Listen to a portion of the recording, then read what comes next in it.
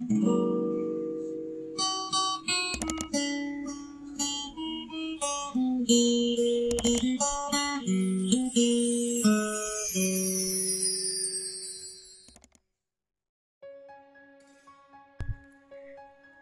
somebody says something negative to you, do not react. ये आज के मैसेज की पहली लाइन है and it is so damn powerful. I totally believe in this.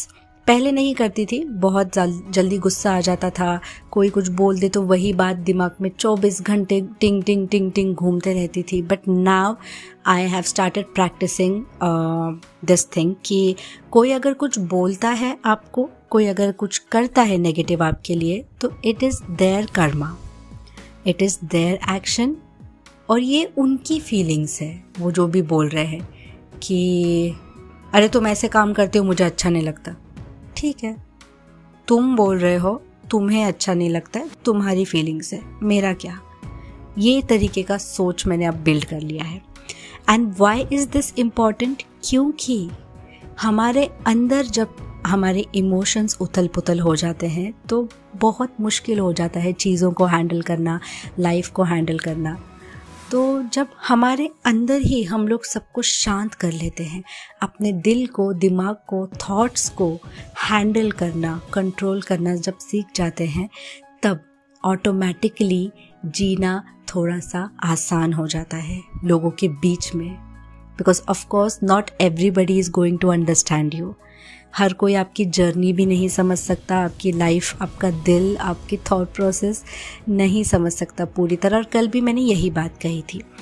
तो इसको मैं एक छोटा सा एग्जांपल दूँ, मेरा ही एग्जांपल देती हूँ. मैं बहुत ही गंदी गाड़ी चलाती हूँ बाय द वे. तो अब मैं गाड़ी चलाने निकली हूँ स्कूटी लेकर, ठीक है. मेरा हैंडल शेक हो रहा है, मुझे पता ही नहीं ब्रेक कब लगाना है, ब्रेक की जगह एक्सीलेटर दे रही हूँ, मैं पैर से गाड़ी रोक रही हूँ. ये सब चीज़ें जब मैं कर रही हूँ, मेरे वजह से मुझे तो प्रॉब्लम होगी ही, क्योंकि कांस्टेंट डर लगेगा ना, अब गिरूंगी तब गिरूंगी, किसी को ठोक दूंगी, वो डर तो होगा ही. और मेरे आसपास जो लोग चल रहे वो भी परेशान हो जाएंगे कि अरे लड़की जा कहाँ रही है, कर क्या रही है. वो लोग या तो रुक रुक के चलेंगे या बच बच के चलेंगे. पर अगर मुझे अच्छे से गाड़ी को हैंडल करना आता है, बैलेंस करना आता है, तो मैं कॉन्फिडेंट फील करूँगी, मैं अच्छे से अपने रास्ते पे चल पाऊंगी, मेरे आसपास वाले लोग भी अच्छे से ही चलेंगे, यानी बेफिक्र होके चलेंगे इन शॉर्ट. हाँ, इनमें से भी कुछ लोग होते हैं जो आप सीधे चल रहे हो तो भी आकर आपको ठोक देंगे, तो अभी उसमें क्या ही कर सकते हैं. बट आप मैसेज का सार समझ गए ना कि when you can maintain peace and joy inside, तो आपको बाहर की चिंता करने की ज़रूरत नहीं है. हमें ऐसा लगता है कि मम्मी नाराज़ है, पापा नाराज़ है, सब लोग परेशान हैं, ये है वो है, मैं सबको कैसे हैंडल करूं. बट आई थिंक हमें सबको हैंडल करना ही नहीं है, हमें सिर्फ खुद को हैंडल करना है. क्योंकि उनके रिएक्शन से हम विचलित हो जाते हैं, हम टेंस हो जाते हैं, और हमारे रिएक्शन से फिर उन तक वो नेगेटिव फीलिंग चली जाती है, फिर आर्ग्यूमेंट, फिर एंजाइटी, फिर टेंशन, फिर झगड़ा. तो जब हम ही अपने आप को संभाल लेंगे तो बाकियों का क्या ही चिंता, राइट. इससे मुझे और एक स्टोरी याद आई जो मैंने बचपन में पढ़ी थी अकबर बिरबल की बुक में, और इतनी ज़्यादा फेवरेट थी. I think herbal Birbal book Akbar Birbal shit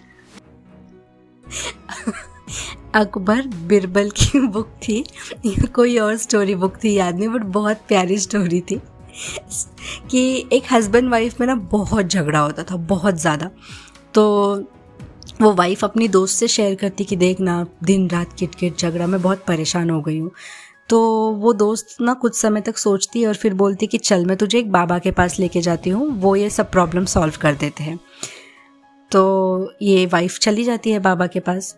बाबा उसकी सारी प्रॉब्लम सुनते हैं और उसे पूड़ी में एक पाउडर बांध कर देते हैं और बोलते हैं कि देख, जब भी तेरा हस्बैंड झगड़ा चालू करे या कुछ बोलना चालू करे, ये पूड़ी में से, यानी वो बड़ी पूड़ी होती है, ठीक है, बहुत सारा पाउडर देते. तो वो बोलते हैं कि पूरा मुंह तेरा ऑलमोस्ट भर जाए, इतना तू ये जो पाउडर है वो खा लेना, और ना इसे चबाना ना निगलना, मतलब मुंह में दबाए रखना बस.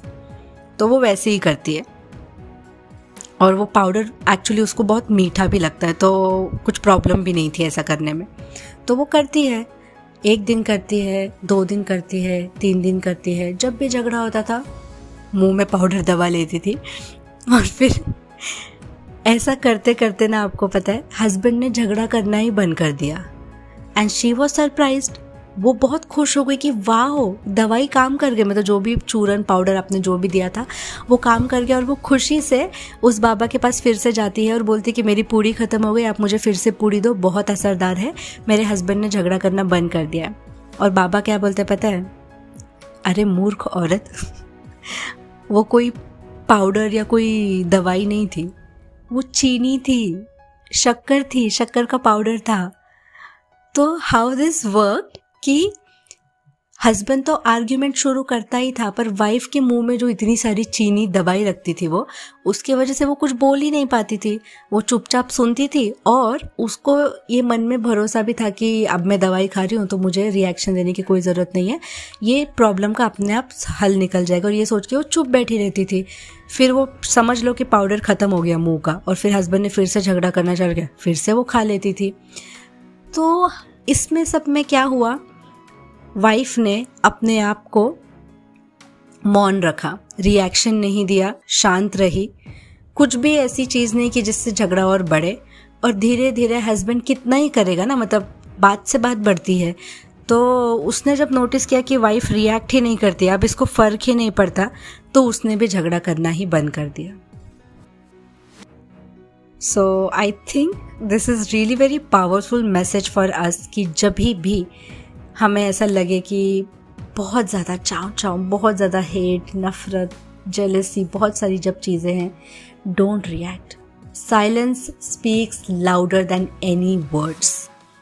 चुप रहिए, ऊपर वाला देख रहा है, आपका भगवान देख रहा है। जब तक आपके मन में अच्छी भावना है, प्योर इंटेंशन है, तब तक आपका कोई कुछ नहीं बिगाड़ सकता। हाँ, बुरी चीज़ें कभी कभी होंगी लाइफ में, बट मिलेगा भी उतना ही। और आई नो वीडियो थोड़ा लंबा हो रहा है, पता नहीं आप एंजॉय कर भी रहे हो सुनना या नहीं, but I really want to continue this. मैं ना बीच में प्रेमानंद जी महाराज को बहुत सुनने लग गई थी, क्योंकि रील्स में उनका आते रहता है और अच्छा बोलते हैं बहुत। और जो आजकल की जनरेशन है वो भी इनसे बहुत इंस्पायर हो रही, तो अच्छा लगता है देख के कि the youth is coming back to its tradition and its origin.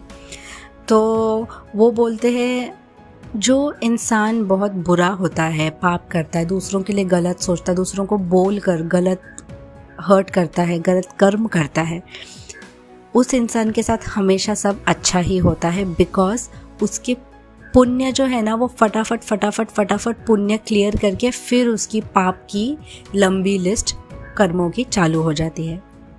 यानी उसके साथ पहले जितना अच्छा उसके खाते में लिखा हुआ, सारा अच्छा हो के एक साथ ख़त्म हो जाएगा और फिर बुरा ही बुरा शुरू होने जाएगा। This is how Karma works, ऐसे उन्होंने बोला। और जो अच्छा इंसान है, और स्पेशली जो अभी अभी जिन्होंने भक्ति, पूजा, स्पिरिचुअलिटी शुरू की है, उनके साथ बुरा ही होते जाएगा। ऐसा लगेगा कि ये क्या कर रहे हो भगवान, मतलब मैं आपकी पूजा कर रही हूँ और आप मेरे साथ बुरा कर रहे हो। वो इसीलिए क्योंकि हमारे सारे जितने भी पाप थे, बैड कर्मा था, वो फटाफट ख़त्म करना चाहते हैं भगवान। और उसके बाद ब्लेसिंग्स की, पुण्यों की एक लंबी लिस्ट जो लाइफ टाइम तक चलती रहेगी आगे। सो हम अच्छे दिल के होने के बाद भी हमारे साथ बुरा हो सकता है, इसीलिए घबराना नहीं है, डरना नहीं है। जिस विधि राखे उस विधि रहिए, यानी आप जैसा रख रहे हो प्रभु, मैं वैसा रह लूँगा, ये सोचकर खुशी से हर एक दिन बिताना है। तो आज का मैसेज इतना ही था। Thank you so much for watching and listening to me. I am really grateful to you. Bye bye.